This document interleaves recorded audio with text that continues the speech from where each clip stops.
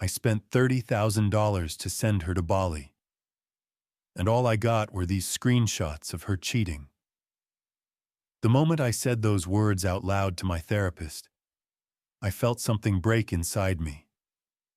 Not my heart, that had shattered weeks ago.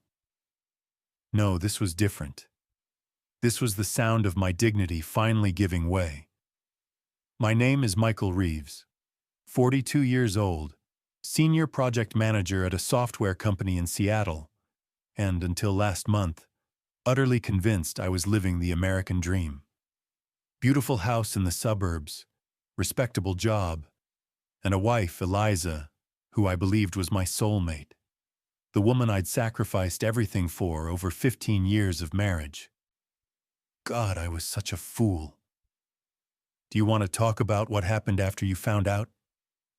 Dr. Winters leaned forward slightly, her notepad balanced on her knee.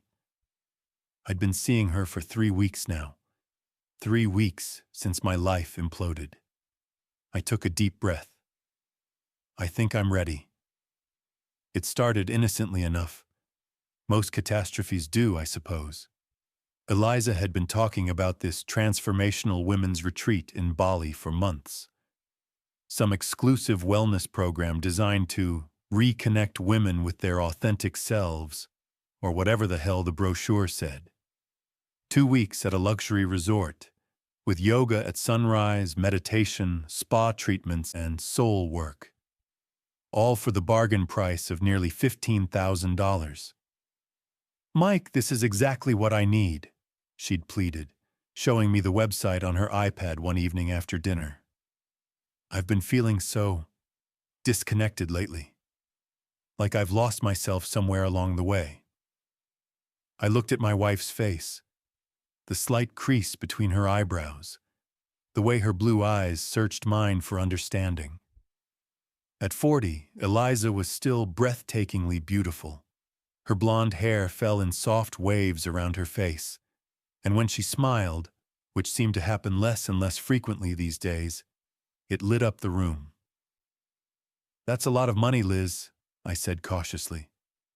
We weren't struggling financially, but 15 grand wasn't exactly pocket change, especially with the kitchen renovation we'd been planning. I know. She set down the iPad and moved closer to me on the couch. But I think it might save me. Save us. Those words hit me like a punch to the gut. I didn't realize we needed saving. What do you mean? I asked, trying to keep my voice steady. She sighed, running her fingers through her hair, a gesture I'd come to recognize as her gathering courage. I feel like I'm disappearing, Mike. Every day is the same. Work, home, sleep, repeat. I love you, I do, but I need to remember who I am outside of being your wife. Outside of this house and this life we've built. I need to find my passion again. I wanted to argue that passion wasn't something you found on a tropical island with a bunch of strangers. It was something you built, day by day, with the person you loved. But the desperation in her eyes stopped me. What about the kitchen? I asked weakly. It can wait. This can't. She took my hand. Please, Mike. I wouldn't ask if it wasn't important. And that's how, 3 months later, I found myself driving Eliza to SeaTac Airport, her expensive new luggage filled with equally expensive new, retreat-appropriate clothing. I'd ended up spending close to $30,000 when all was said and done. The retreat itself, the flights, the new wardrobe, spending money. I can't believe I'm actually doing this, she said, practically bouncing in the passenger seat. I hadn't seen her this excited in years.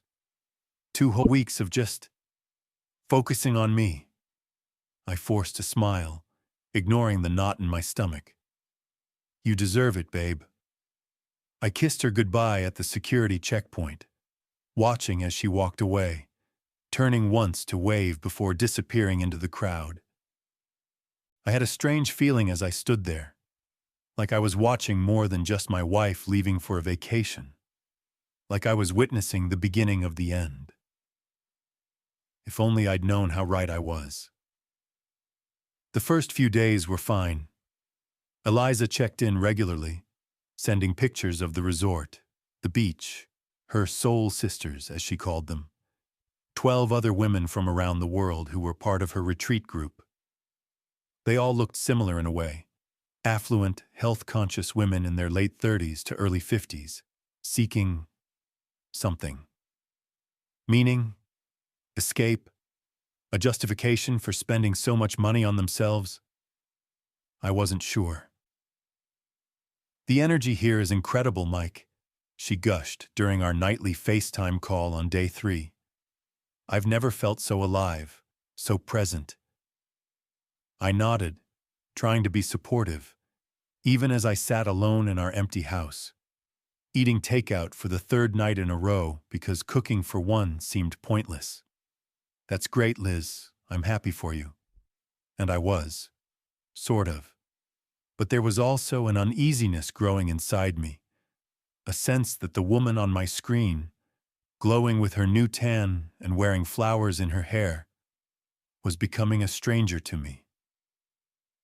By the end of the first week, the FaceTime calls had become shorter and less frequent. "The schedule is so intense," she explained, "and the Wi-Fi here is spotty." Her Instagram, however, was constantly updated with perfectly filtered photos of Eliza in yoga poses on the beach, meditating at sunset, laughing with her new friends at candlelit dinners. One caption particularly stood out: "Finding my wings again. Sometimes you have to leave behind what grounds you to remember how to fly." What grounds you? Was that me? Was I the thing holding her back all these years? The questions kept me awake at night, staring at the ceiling of our bedroom, the space beside me cold and empty. Then came the evening that changed everything. It was the 10th day of Eliza's retreat, and I hadn't heard from her in nearly 48 hours. No calls, no texts, not even an Instagram post. I told myself not to worry. She was probably just immersed in her transformation or whatever. But something felt off. I was sitting at my desk, trying to focus on work I'd brought home, when her iPad chimed with a notification. Eliza had left it behind, saying she wanted to disconnect from technology as much as possible during the retreat. Ironic, given how much she'd been posting on social media. I ignored it at first. Then it chimed again, and again. Finally, I walked over and picked it up, intending only to silence it so I could concentrate. That's when I saw them, a series of WhatsApp messages popping up on the screen. "Miss you already. Last night was incredible. Can't wait to see you again. 2 months will feel like forever. Send me another pic like the one from the waterfall. I need something to remember you by." The messages were from someone named Jay. Just the letter. No last name, no photo. I stood frozen, the iPad in my hand suddenly feeling like it weighed 1,000 pounds. This had to be a mistake. Maybe one of her new friends had borrowed her iPad. Maybe it was some kind of retreat exercise. With shaking hands, I opened WhatsApp. Eliza had never logged out. And there it was. The entire conversation with Jay, dating back to the 2nd day of the retreat. I should have put the iPad down. I should have waited for Eliza to come home, to explain. But I couldn't stop myself. Like watching a car crash in slow motion, I scrolled up, reading message after message, each one driving another nail into the coffin of my marriage. Jay was Jason, an Australian spiritual guide at the retreat. 30 years old, 12 years younger than Eliza. In his profile picture, he had sun-bleached hair, tanned skin, and the kind of carefree smile that only comes from a life unburdened by commitments. The messages started innocently enough. him checking in after their first energy alignment session, whatever the hell that was. But they quickly became more personal, more intimate. "I've never connected with anyone like this before," Eliza had written on day 3. "It's like you see parts of me that have been invisible for so long." "That's because you've been living behind a mask," he replied. "I can help you take it off, if you'll let me." By day 5, they were meeting privately outside of the scheduled retreat activities. By day 7, the messages had turned explicitly sexual. And the pictures. God, the pictures she'd sent him. My wife, the woman who had been too tired to be intimate with me for months before the trip, had apparently found her libido in the arms of a man who called himself a tantric healer. There were photos of them together, too, at secluded beaches, in what looked like his private villa. In one, they were kissing under a waterfall, her body pressed against his, both of them soaking wet and half-naked. The timestamp was from 2 days ago. I sat down heavily on the couch, still clutching the iPad, my mind racing to process what I was seeing. This couldn't be happening. Not Eliza. Not my wife of 15 years. But the evidence was undeniable, and it got worse. As I continued scrolling through their conversation, I discovered that the women's retreat was only part of her 2-week stay. The retreat ended after 10 days. For the remaining 4 days, Eliza had booked a private villa with Jason. "Mike thinks I'm still at the retreat," she'd written. "He has no idea." Jason had replied with a laughing emoji. "The clueless husband who funded our love nest. We should send him a thank you card." The rage that surged through me in that moment was unlike anything I'd ever experienced. It was primal, overwhelming. I hurled the iPad across the room, watching with grim satisfaction as the screen shattered against the wall. Then I did something I'm not proud of. I grabbed my laptop and accessed our shared cloud account where Eliza backed up her phone. I downloaded everything, every message, every photo, every reservation confirmation, the hotel booking for the villa, the receipts for champagne and room service, the confirming message to Jason, "Can't wait for 4 days of just us, no interruptions." By the time I finished, it was nearly 3 a.m., and I had compiled a complete record of my wife's betrayal. 15 years of marriage, destroyed in days by a man who probably said the same lines to a different married woman every month. But the worst part wasn't the sex. It wasn't even the lies. It was the way Eliza talked about me, about our life together. "Mike is a good man," she'd written, "but he's so predictable, safe. I've been sleepwalking through my life with him. You've woken me up. Safe. Predictable." The words cut deeper than any knife. I'd given her everything, supported her when she wanted to quit her corporate job to start a boutique marketing consultancy, stood by her through the depression that followed when it didn't take off, encouraged her to find her passion. I'd worked 60-hour weeks so we could afford the house she loved in the neighborhood she wanted. I'd put her first at every turn. And this was my reward, being painted as the boring husband, the obstacle to her happiness, the sucker who paid $30,000 so she could fuck a younger man on a tropical island. As dawn broke, I made a decision. Eliza had 4 more days in Bali, 4 days of paradise with her Australian lover. I had 4 days to plan my response, and I intended to make it count. The first thing I did was call my lawyer, Robert Chen. We'd gone to college together, and he'd handled the purchase of our house. I asked for an emergency meeting that same day. "Mike, are you sure about this?" Robert asked after I'd shown him the evidence and outlined what I wanted to do. "Divorce is a big step. Have you considered counseling?" I laughed bitterly. Did you not see the pictures, Rob? The messages? She's been planning this. This retreat was never about finding herself. It was about finding someone else. He sighed, adjusting his glasses. I understand you're hurt. Hurt doesn't begin to cover it, I interrupted. She humiliated me. She's over there laughing at me with this tantric healer, using my money to finance her affair. Robert nodded slowly. All right, I'll start preparing the paperwork. But Mike, don't do anything rash. Anything that could hurt your position in the divorce. I assured him I wouldn't. It wasn't entirely a lie. What I was planning wouldn't hurt my legal position.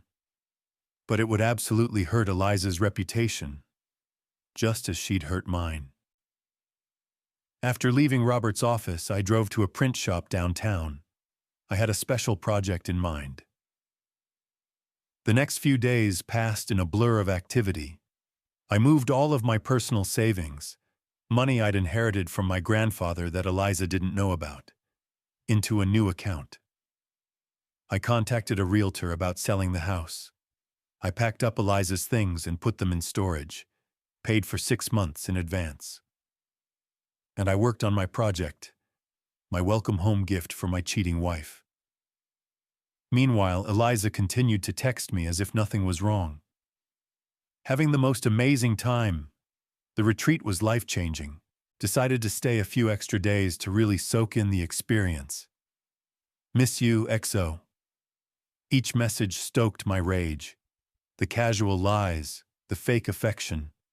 I replied with equally fake enthusiasm. That's great, babe. Take all the time you need. Can't wait to hear all about it when you get back. If only she knew what was waiting for her. On the day before her return flight, I made one final call to Eliza's mother, Margaret. Margaret and I had always gotten along well. She was a practical, no-nonsense woman who had raised Eliza alone after her husband abandoned them when Eliza was just 7.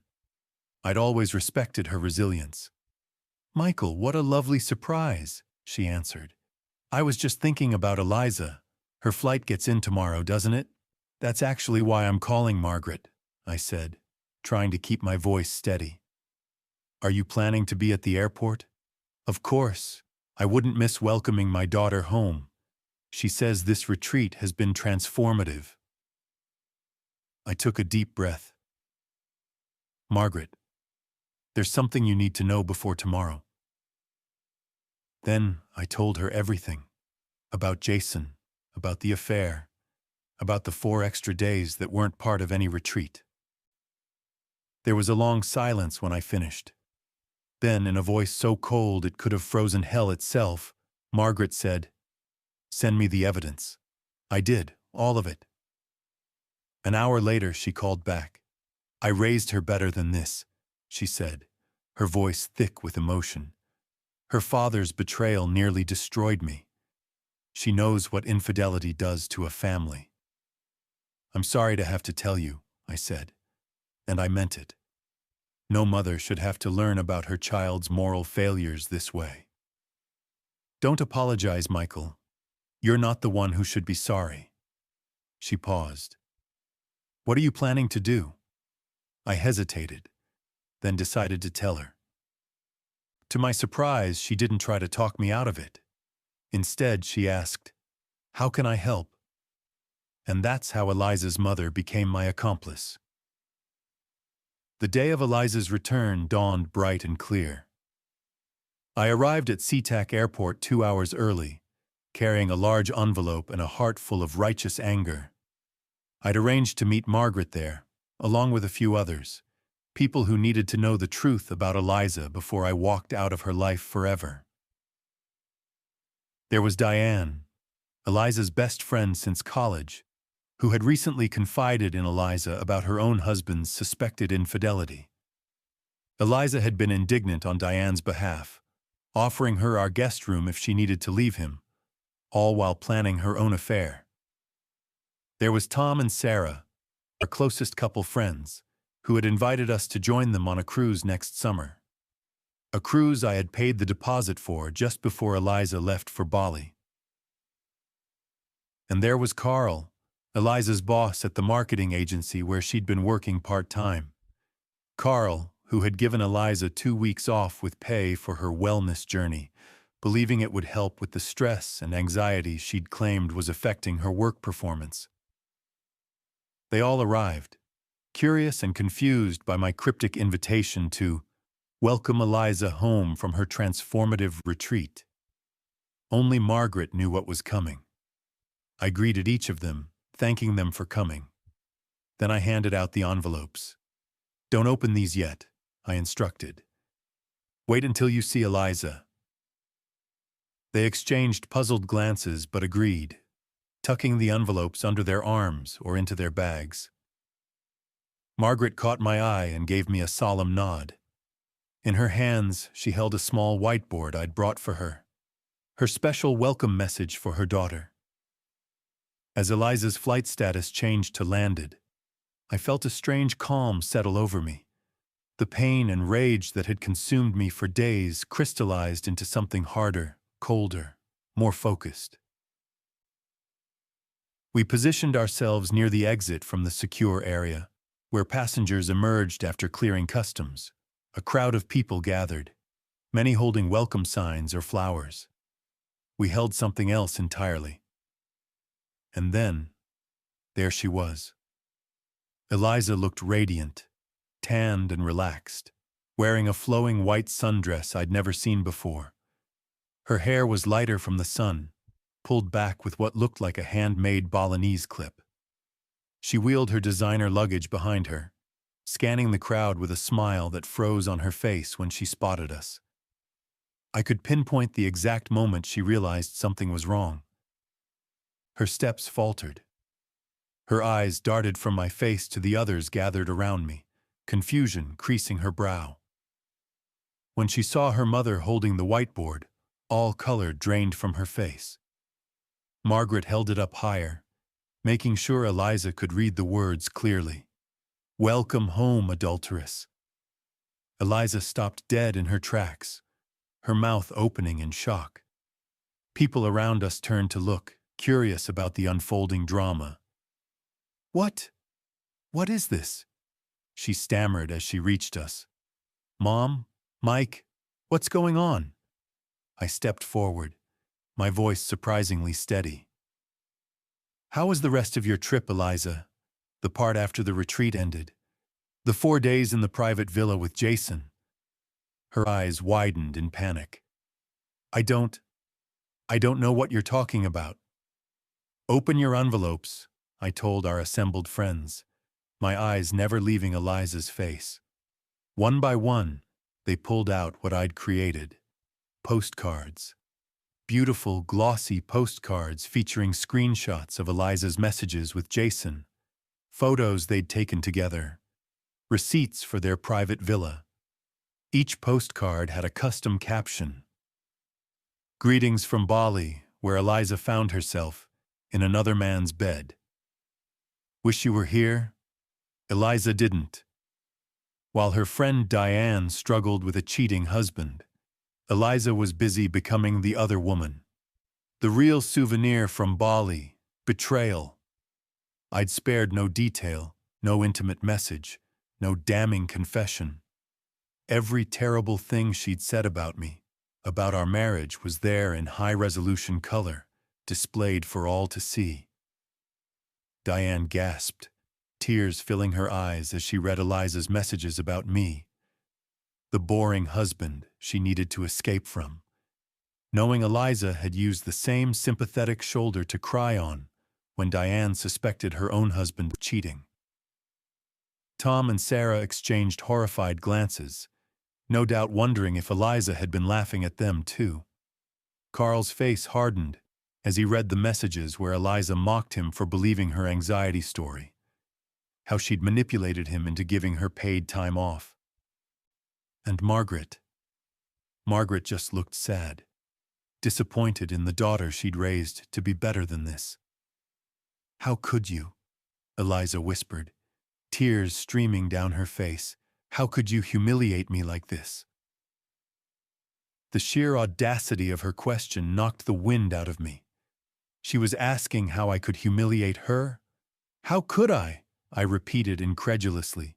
You spent 30,000 of my dollars to cheat on me with a man who calls himself a tantric healer. You laughed at me with him, called me boring, predictable, safe. You lied to every person standing here, and you're asking how I could humiliate you? People were openly staring now, some even taking out their phones to record the scene. I didn't care. Let the world see.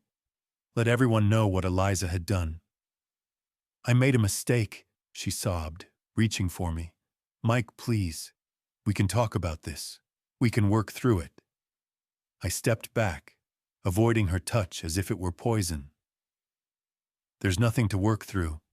I've already filed for divorce. Your things are in storage.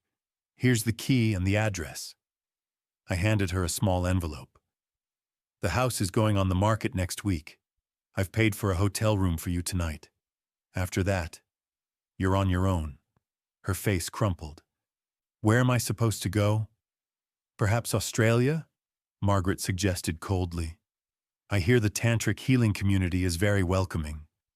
Eliza turned to her mother, disbelief written across her features.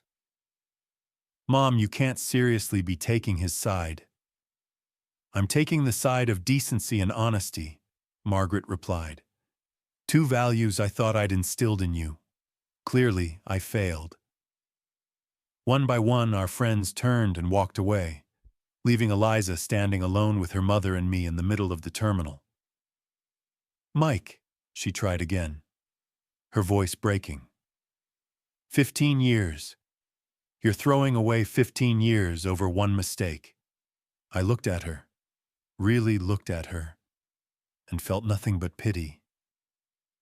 No, Eliza, you threw it away. I'm just acknowledging what's already broken. I handed her my final postcard. This one featured a simple message against a backdrop of a Bali sunset. Sometimes, the souvenir you bring home is the truth about yourself. Then I walked away, Margaret beside me, leaving Eliza alone with her designer luggage and the shattered remains of her double life. That was 3 months ago. The divorce was finalized last week, quick and relatively painless, legally speaking. Washington is a no-fault state, but Eliza didn't contest anything. I think she knew she had no moral ground to stand on, especially after I showed my lawyer the receipts proving she'd used our joint funds to finance her affair. The house sold for more than I expected. Seattle's real estate market is still hot, apparently. I've moved into a smaller place downtown, closer to work. It's a fresh start. I've heard through mutual friends that Eliza moved to Portland. Alone. Jason, unsurprisingly, didn't leave Australia to be with her. According to his Instagram, he's already running another transformational retreat with a new group of seeking, vulnerable women. Some people have told me my airport display was cruel, that I should have confronted Eliza privately, with dignity. Maybe they're right. But after reading those messages, seeing those pictures, discovering how she and Jason had laughed at me, dignity was the last thing on my mind. Do you regret it? Dr. Winters asks me now, her pen poised above her notepad. I consider the question carefully. Do I regret exposing Eliza's betrayal so publicly? Do I regret the hurt it caused her? Do I regret ending 15 years of marriage in such a spectacular fashion? No, I say finally. I don't regret it. I regret trusting her. I regret not seeing the signs earlier. But I don't regret showing her and everyone else exactly who she chose to be. Dr. Winters nods, making a note. And what about you, Michael? Who are you choosing to be now? It's a good question. For so long I was Eliza's husband, the reliable one, the safe choice, the boring man who worked hard and came home every night to a woman who was looking for an escape. I'm still figuring that out, I admit. But I know one thing for sure. I'll never be anyone's safe, predictable fallback option again. I'd rather be alone than be that. She smiles slightly. That sounds like a good place to start. As I leave her office and step out into the Seattle drizzle, I feel something I haven't felt in months. Possibility.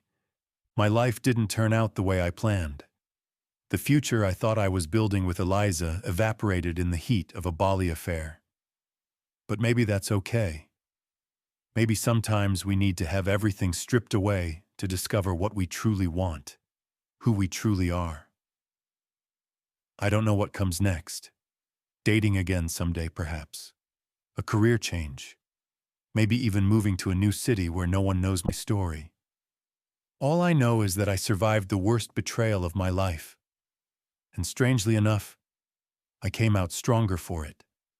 I paid $30,000 for my wife to find herself in Bali. Instead, she lost herself, and I found me.